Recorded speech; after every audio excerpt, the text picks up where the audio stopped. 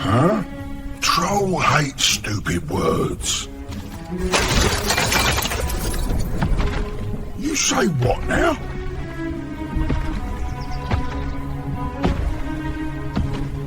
As the sun dipped low behind the hills, the company sat in the wide sunroom of Tom's house. Candles flickered along wooden shelves, their flames dancing in rhythm with Myrtle's soft humming. Daisy, feeling the crystal warm gently in her pocket, watched as Goldbery stepped forward, the light in her eyes deepening. Daisy knew it was wrong to hold back the knowledge of what she found, but something inside her told her that it was not yet time to spill the beans. "Sister," Goldbery breathed, not to Liriel alone, but to something older within her. Liriel turned, her hands clasped before her, and lowered her gaze. "I am not what I once was, but I am no longer lost." A silence followed, not awkward but full, heavy with memory, with grief, with love long buried. Goldbery stepped close and laid a hand on Liriel and Lasthara's hands. "You are always welcome here, Sisters of the Green. What's mine is yours, except this silly, frustrating wastrel of a man." She motioned to Tom, who winked at them, and acted as if heartbroken by what Goldbery said. Tom's voice dropped low for once. "The wheel turns, the song sings true, cutting to the bone if only you knew." Lasthara walked over to the hearth, gazing into the flames. She turned to Liriel and then to Tom. "Do you speak prophecy, old singer?" Tom chuckled. "When it suits me. And when it doesn't, words are funny things, slip from the tongue and roll downhill faster than a squirrel in spring." But then he grew still, and his eyes, ancient and unknowable, fixed upon the hobbits. "You'll be needing to go on," he said softly. Goldbery, pouring tea from a flower-painted kettle, nodded gravely. "The wasting is not ended," she said. "What you have done is the beginning of a healing, but the deeper hurt lies yet ahead." Tom sat down, cross-legged beside them. "The oath was made by 3 guardians," he said, as if beginning a bedtime tale. "One was water," he nodded to Goldbery. "One was bone," his voice grew solemn. "And the third was neither." The hobbits leaned forward, entranced. "You must go to the Barrow Hollows," Goldbery said gently. Her voice was like wind through rushes. "Find the old water path, speak the names, and awaken the river." Tom spun a silver spoon between his fingers. "But careful now, careful there. Oaths broke, twist and darksome air. You'll find what's gone and what still waits behind the stone and silver gates. But you have heard these words from me before, I'm sure." Tom trails off and shuffles discontentedly. A hush settled over the room. Belle finally asked, "What if we choose not to go?" Tom shrugged. "Then the river forgets, the bones sleep on, and the wasting spreads." Goldbery's eyes met Myrtle's, full of unshed tears. "There is time, but not much." The hobbits sat quietly around a low table, nibbling seed cakes and sipping warm elderflower tea. The evening lay golden across the room, light bending softly through ivy-draped windows. A comfortable peace had settled, the kind that only follows great difficulty, like the hush after a storm. But underneath the peace, a stirring, like the first breath before song, like the tightening of a pack strap before the road. Goldbery moved among them, humming gently as she offered honeyed butter and jam. She paused by Myrtle, brushing a strand of hair from the lass's cheek. "Rest while you may," she said softly. For the land still waits, and the night ahead may hold riddles. Myrtle looked up from her tea. You mean dreams? Tom, sitting on a wide woven rug and strumming an odd little harp made of driftwood and starlight, grinned without looking up. Dreams, yes, and paths not walked, where bones remember what once they talked. Belle gave a nervous laugh. That's not ominous at all. Lasthara sat cross-legged in the corner near Liriel, watching the hobbits with quiet pride. I feel we are meant to go further still, she murmured, not just to awaken what is lost, but to bring it forward. Liriel turned her gaze to the round doorway. Her voice was soft but sure. There are songs left unsung beneath the hills, names never spoken, oaths that cracked but never truly shattered. Tom looked up from his harp and tapped the edge of his boot on the stone.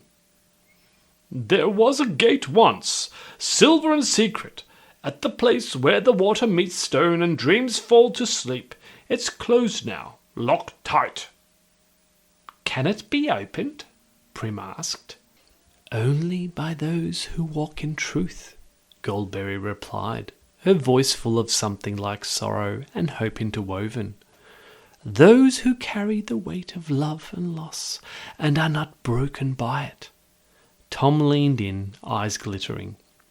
Tonight, he said, the Whisper Hills will call. You will see them and dream, and if you listen close, you will hear the names. Belle frowned. What names? Those the river remembers, Tom said, and the bones of those who have not yet let go.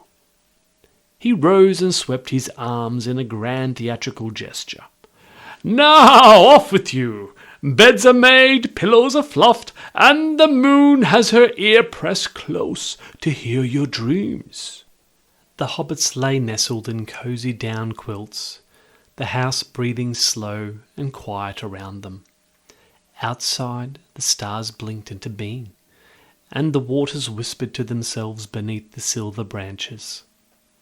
The crystal still lay hidden in Daisy's pocket, pulsing faintly like a firefly caught in a bottle.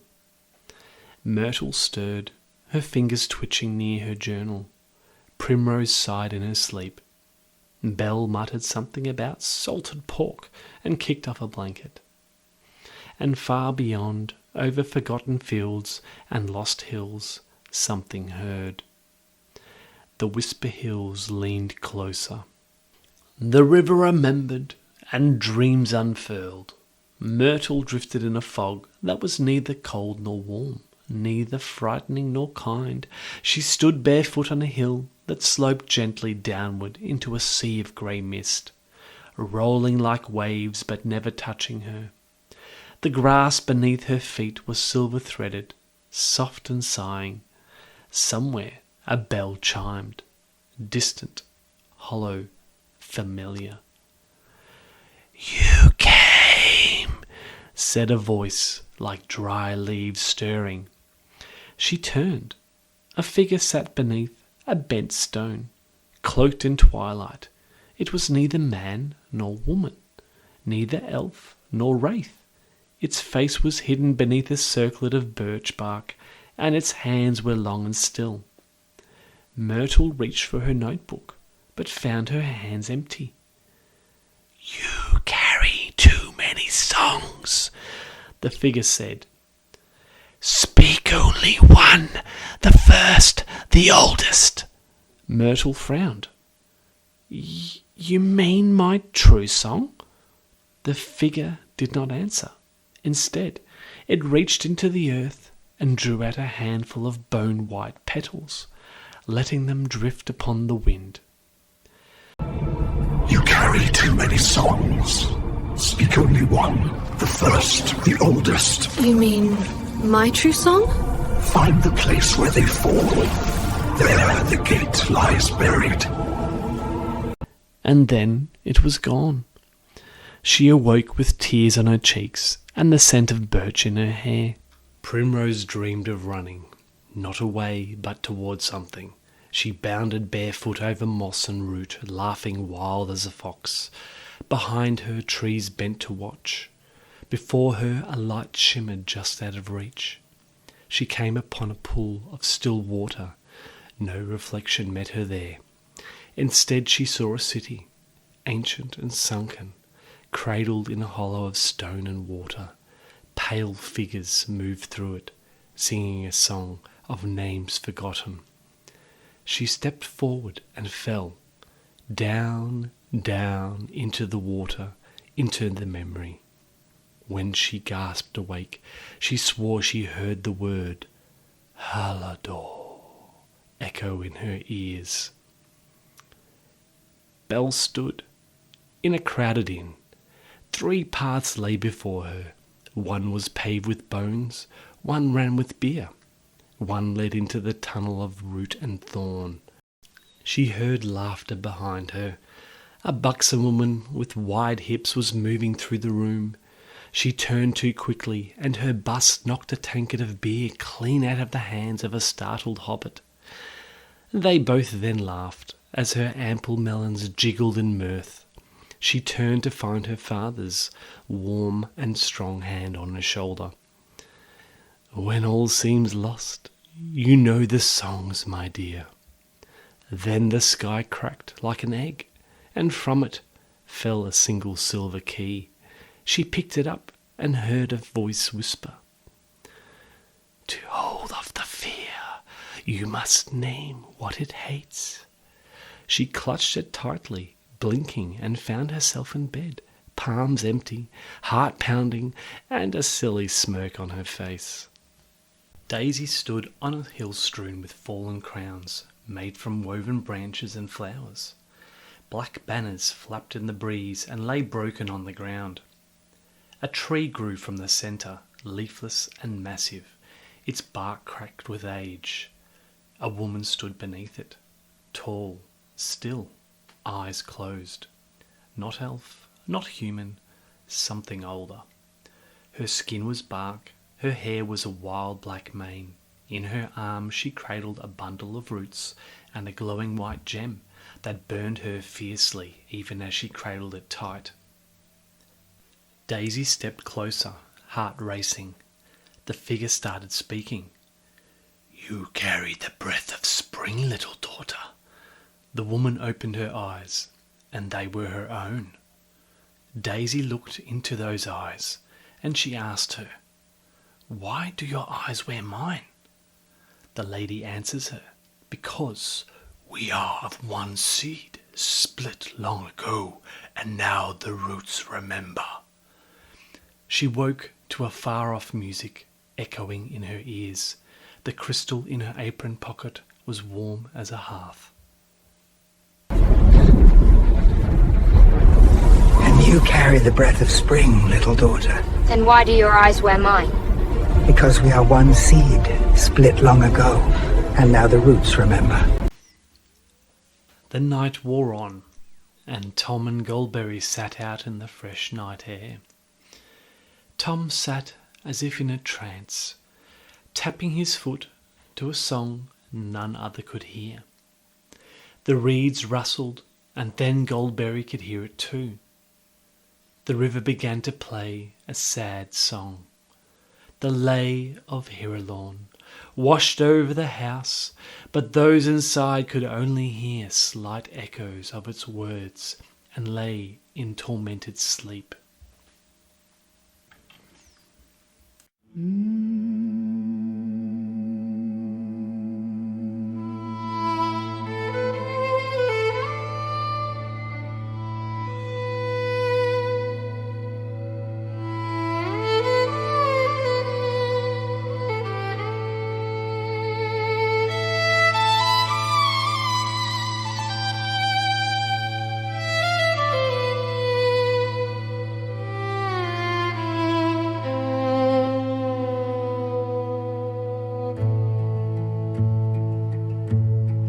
There was here alone in the rising dawn, leaf-crowned Savannah song. Her voice was dew upon newborn spring, her laughter wind on a sparrow's wing. Route-wise she wandered green and free, a hearth-light spirit of hill and tree. No shadow sought her, no sorrow clung. The earth awoke when Liriel sung. But Iron came on a whispering wind, a footfall silent, a hunger sinned. Morgoth found her where moonlight fell, and bound her fast in a deep-cut hell.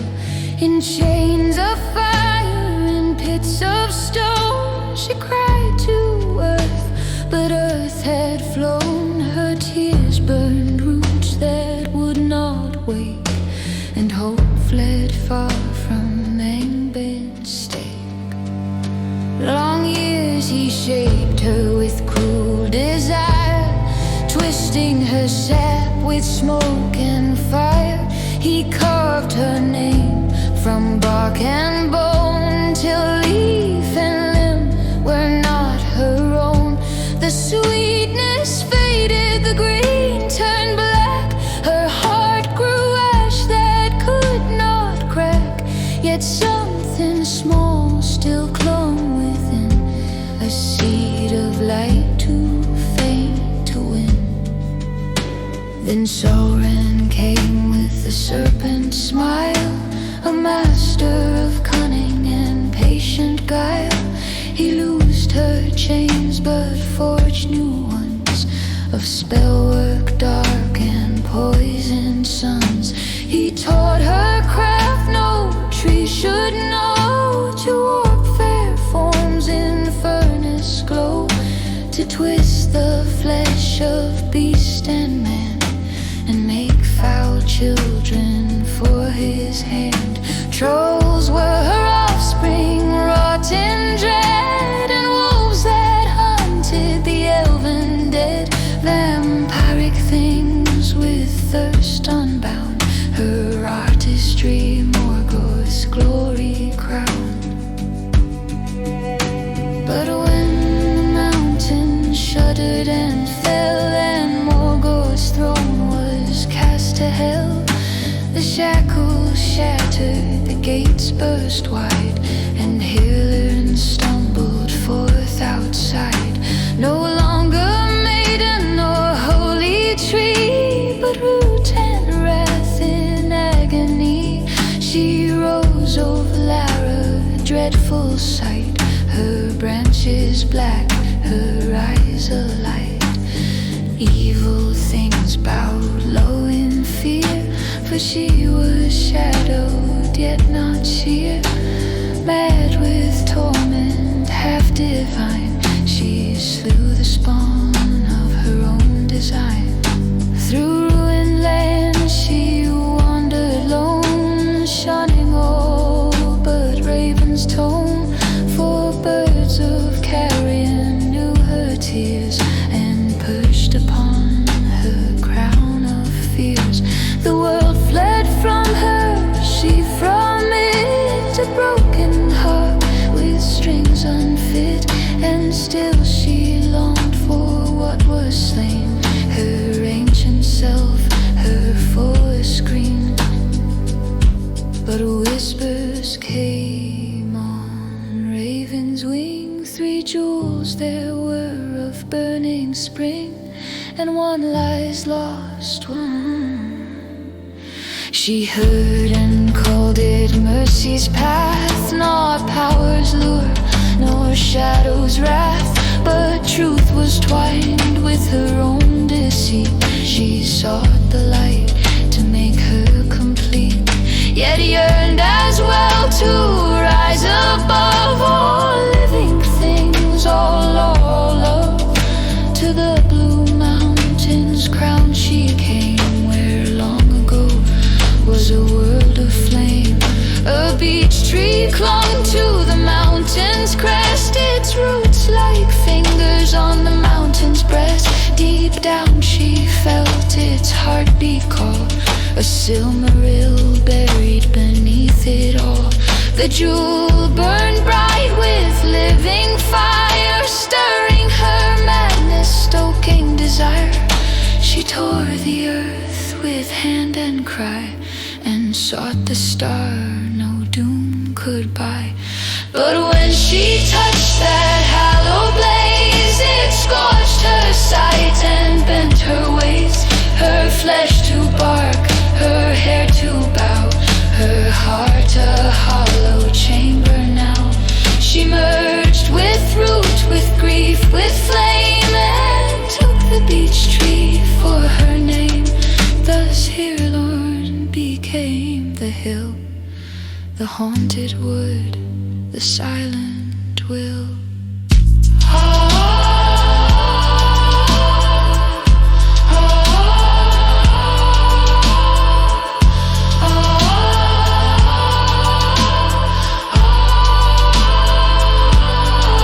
From her the land was shaped and bound, the roots obeyed, the rivers wound, but light she saw did not redeem.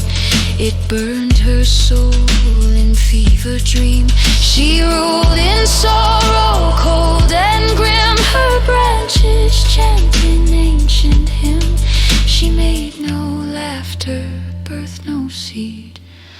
Only beware her mountain, bold or small, her shadow vast, her ancient call. For once she danced in sunlit glade, a gentle heart the wild had made. Now bound by fire, by grief undone, she waits for healing long begun. Not wicked holy, nor wholly free. Thus ends the